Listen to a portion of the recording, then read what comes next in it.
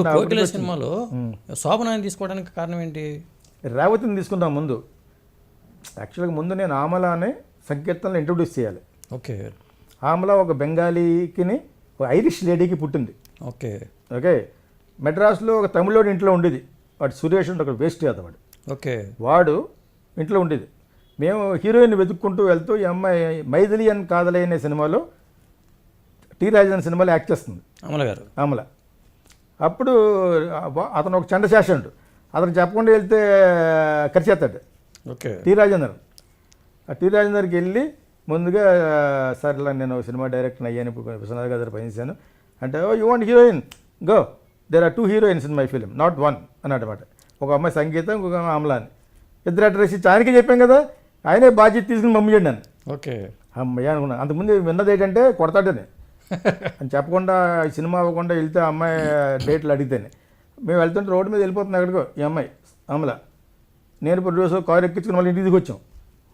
అప్పుడు ఆ అమ్మాయి నన్ను చిన్నప్పుడు శంకరాభరణంలో చిన్న క్యారెక్టర్ కోసం విశ్వనాథ్ గారు నన్ను ఎత్తుకున్నారు ఇవన్నీ చెప్పింది. ఓకే. ఓకే. అప్పుడు ఆమె చాలా బాగున్నావు నువ్వు, కాదు నేను డ్యాన్స్ ఓరియంటెడ్ సినిమా వేస్తాను, అమ్మాయికి డ్యాన్స్ బాగొచ్చు, కానీ మేము కారు ఎక్కిన అనుకున్నాం కళ్ళు పెద్దవి ఉంటే బాగుంటుంది. ఓకే. అనుకుని ఆ అమ్మాయిని తర్వాత వెళ్దాంలే అని అనుకున్నాను. రాజేశ్వరేషన్ గారికి డ్యాన్స్ స్కూల్ ఉండేది. ఓకే. ఇక్కడ అమెరికాలో కూడా ఉండేది. సిఎస్ రావు గారు వైఫ్. ఆవిడని అడిగితే ఆవిడ నేను ఇంటర్నేషనల్ ఫిల్మోత్సవ్ రామారావు గారి రాజ్యంలో జరుగుతుంది కదా ఇంటర్నేషనల్ ఫిల్మ్ ఫెస్టివల్, దాని ఫిల్మోత్సవ్ అనేవారు. అక్కడికి డ్యాన్స్ పెర్ఫార్మింగ్ చేస్తాను 60 మంది అమ్మాయిలతోటి. ఫస్ట్ 5 గర్ల్స్ సినిమా వాళ్ళు ఉంటారని చెప్పేసి తమిళ్లో యాక్ట్ చేసిన రమ్యాకృష్ణ అప్పటికి 2-3 సినిమాలు చేసింది. ఆ అమ్మాయిని కూడా ఉంది. వీళ్ళంతా పాతోళ్ళే, భానుప్రియ, రాజ, వాళ్ళందరూ నాకు కొత్త అమ్మాయి కావాలంటే ఈ అమ్మాయి ఉంది. నాకు ఈ అమ్మాయి రేపు పొద్దున్న ఆఫీస్కి పంపించండి అన్నారు. ఓకే. ఆ విధంగా అమ్మాయిని పెట్టుకుని దానికి ముందు ఇక్కడే శోభానాయుడుతో నేను ఫ్రెండ్షిప్ చేసుకుని ఆవిడ పోయారు మొన్నే. అవును.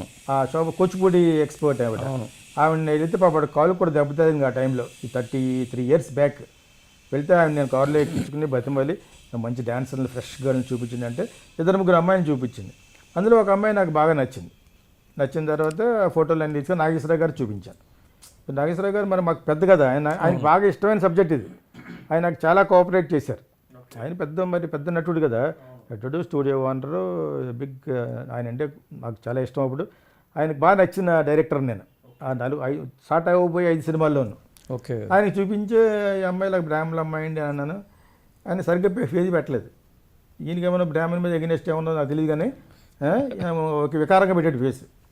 ఏంటి సార్ అంటే ఆయన మరి చాలా తెలివినాడు కదా, బ్రాహ్మణ అయ్యి చెప్పకుండా. రమ్యకృష్ణ విషయంలో ఇది శోభన కొత్త అమ్మాయి శోభానాయుడు చూపించింది. శోభనాయుడు చూపించిన అమ్మాయి బ్యూటిఫుల్గా ఉన్న అమ్మాయి. ఓకే. ఫ్రెష్. నేను బ్రహ్మాండ చేయించుకుని ఉండేవాడిని. విశ్వనాథ్ గారు సప్తపదిలో సభ్యత ఎలా ఉందో అలాగా. ఓకే. నేను చూపిస్తే నాగేశ్వరరావు గారు పెద్ద ఓటు వేయలేదు. నా కొడుకు కొత్తోడు, గిరీష్ కన్నాడు అన్న ఎవరెవరో పెట్టేసుకున్నావు, అందరు నాన్ తెలుగు కెమెరామ్యాన్, ఈ అమ్మాయితో మళ్ళీ కష్టపడగలవా అంటే, కష్టపడేవు నేనుంటే నీకెందుకు అది, నువ్వు కష్టపడతావు నా ఫీలింగ్, మరి అయినా ఒక అమ్మాయిని చూడు అన్నాడు. బాబోబా ఆయనకి మరి ఇష్టం లేకుండా పెడితే బాగోదని అప్పుడు రమ్యాకృష్ణ పెట్టాం. అనుకోకుండా ఆ అమ్మాయి కూడా బ్రాహ్మణ అమ్మాయి. అదే వాళ్ళ మదర్ బాగా చదువుకుంది, నిత్య కృష్ణన్ అని. ఆవిడ కజిన్ వచ్చి చోటవంశమే, మేధావి. అవును. అతను మంచి ఫ్యామిలీ వాళ్ళది, Ramyakrishna family. So very good Iyengar family. So తర్వాత ఇవ్వకపోవడం కారణం మరి సంకీర్తన ఆడలేదు కదా, దాని గురించి నేను ఇప్పుడు ఇవ్వలేకపోయాను. లేకపోతే is a very beautiful girl అంతే. ఓకే. ఇందులో మాట్లాడుకోవడం ఆ అమ్మాయి కూడా ఈ ఇంటర్వ్యూలు చూసే తెలిసి ఉంటుంది, లేకపోతే నేను ఎందుకు ఇవ్వలేదు అనుకుంటుంది అప్పుడు. ఓకే. తర్వాత రాఘవేంద్రరావు గారు ఇచ్చారు, బొడ్డు గిడ్డు చూపించి మొత్తానికి పెద్ద హీరోయిన్ చేశాడు. ఇలాగే కొడతా ఉంటాను చిన్న దెబ్బలు. అర్థమైనా అదే ఇందులో తప్పాడు నన్ను మసాలా అంటారు దీన్ని. అదే ఇప్పుడు సినిమాల్లో చిన్న మసాలాలు వేయకుండా ఎవరు చూస్తాను, ఎవరు చూడరు. ఏదైనా మంచి కూర తెచ్చామనుకో మసాలా పెడితేనే మసాలా పెడితేనే బాగుంటుంది. తమిళియన్ కూరలా ఉందంటది. అలా రొయ్యల కూరలో కూడా మసాలా వేయరు.